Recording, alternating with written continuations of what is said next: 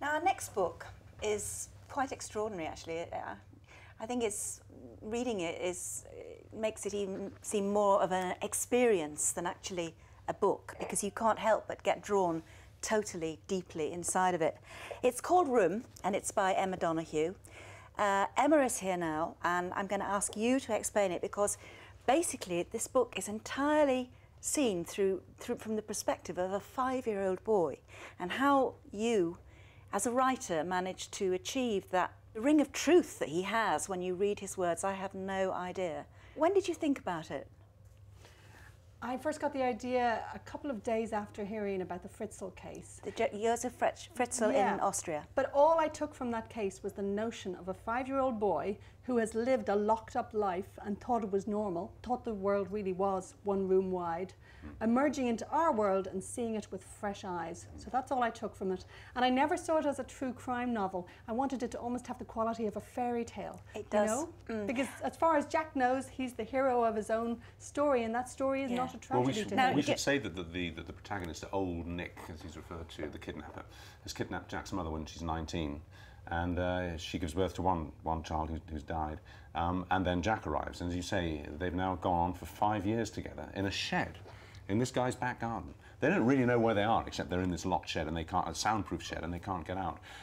But the way that the young mother does the best she can to use what meagre things that surround them in this awful, awful hole to stimulate her son's imagination.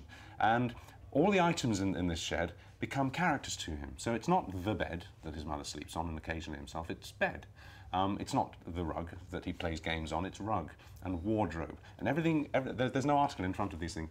They're all imbued almost with spirits, aren't they? And he gives them each a gender, you know, like rocker is female and door is male. Yes. I mean, I've seen my kids, they turn everything into a toy. And yes, they have lots of toys and lots of friends, but if they didn't, they would make friends with their knife and their fork. You know, children can imbue everything with the spirit. Melted spoon.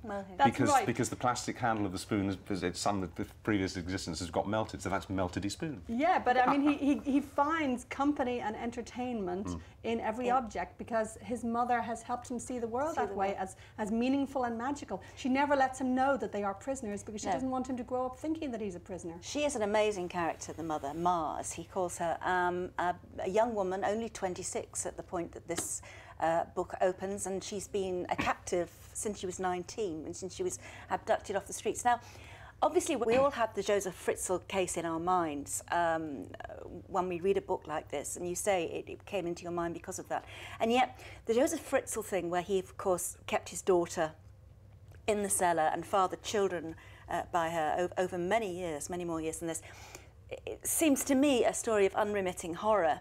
What you've done with this is not make it a story of unremitting horror, and that's largely because of the mother, who has devoted herself entirely, despite her horrible experience of being imprisoned and raped by this ghastly character, old Nick. She's devoted herself to making her son's life happy, and she is extraordinary. Did you think that maybe Josef Fritzl's daughter was something like that? You know, Ma is really a fictional character, because I read up on many kidnapping cases, not just the Fritzl case, and I wasn't trying to document any one of them. I was trying to find the most sort of timeless and archetypal elements to the storyline. So I was thinking just as much of things like the myth of Danae and Perseus, the walled-up virgin who gives birth to the hero child. So in the first half of the book especially, Jack and Ma both have almost superhuman strengths, and Ma is the best, most vital, energetic, intelligent, creative mother I could imagine. I put all that I know in theory about great mothering into it. And so, of course, I spent at least a year thinking, oh no, I'm not like her, you know. I can think of all these great things to do, you know. They take every eggshell they've got and turn it into a giant snake.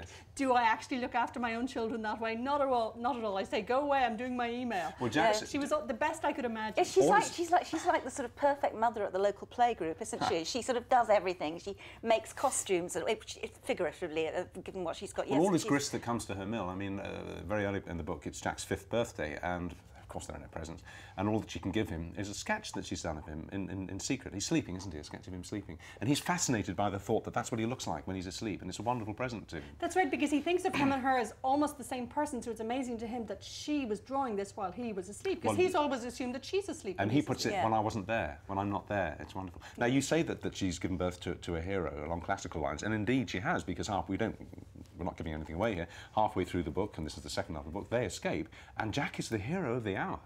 He actually orchestrates, although with his mother's guidance, the whole damn thing at considerable risk to himself. It's a wonderful sequence, richly satisfying, because of course it means the comeuppance of old Nick, who then fades into the deep background. Fades into prison, basically. Yes, absolutely. I never wanted it to be old Nick's book. No. I wanted Jack and Ma to set the terms. It's the story of he's a Jack's shadowy childhood. figure. It's not the story of this kidnapping. monster. And then, as you say yourself, we enter wonderful territory. It's almost as if a Martian's come to Earth. Not even a Martian, because at least they understand the concept of a sky. Jack has no concept of a sky. All he's ever seen is the inside of the roof of the shed, and now he's out. And other people, and all of that. Now, that must have been, as a writer, wonderfully stimulating for you, as you came to your word processor, or however you write, to think, now, what is Jack going to see today that he's never seen before? Was it really satisfying? It's true, and what's fun was that I didn't have to give him any very exotic experiences. I mean, for a scene of a hell, for instance, we just had to take him to the local mall. Yes, you know, I thought, oh, I've had days like that where I rashly go to the mall for to buy one thing with my kids, and it all goes really pear-shaped. The most everyday experiences, I could very easily find moments where he would be dazzled by the taste of a strawberry, you know, his first ice cream, and then the next moment he'd be horrified by some of the more mechanical and oppressive aspects of modern life. And also a theme that came up just by following Jack's perspective was how much of our apparently free, real modern life is pretty confined and unfree, and we sit there looking at screens all the time. He doesn't approve of all aspects of modern life at all. Not a bit, and he doesn't approve of the kind of parenting I do, which is, you know, you watch your video while I email.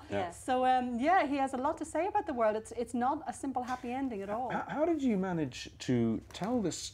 How many pages are there in this book? I mean, what are we? We're looking at getting on for 400.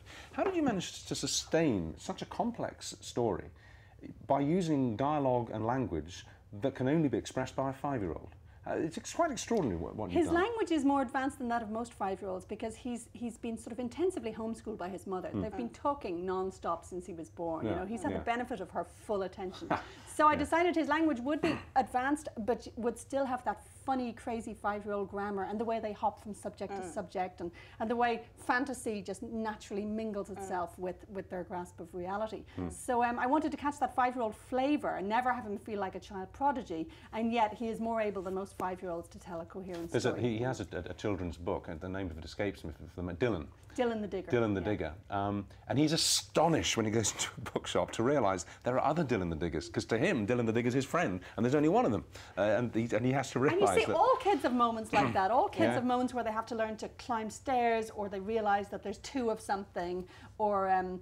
I remember my daughter saying those little people, and I realised she just meant people who were far away and therefore looked smaller. I mean, in a way, everything Jack goes through, my kids have gone through, but they probably learned these things earlier than him. So he just does his discovering of the world almost overnight at the age of 5. But I was trying to capture the absolute everyday experiences of childhood and of parenthood. I mean, parenthood can often feel like a bit of a locked room. Yes, very confining, and feeling that, you know, you're never going to be able to get out with these children ever again. Repetitious. Yeah. But more than that, it's a very uplifting book, and I feel so much for Jack. Actually doesn't need much sort of tender care in terms of the reader, because he is so triumphantly wonderful.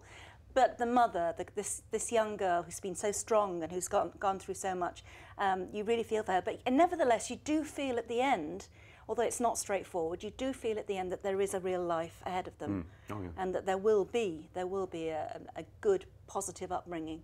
Well, they make a list when they get out of all the things they're going to do now they're out, and some of them are very prosaic, but one of them is fly to the moon. And I agree with Judy. I ended the book thinking, you know what, I think they might actually do that one day. They can do almost anything. I have to tell you, a lot of people who've read this have had to sort of close it because their eyes have welled up with tears, incredibly poignant moments. I managed to hold out, and I'm a convicted blubber.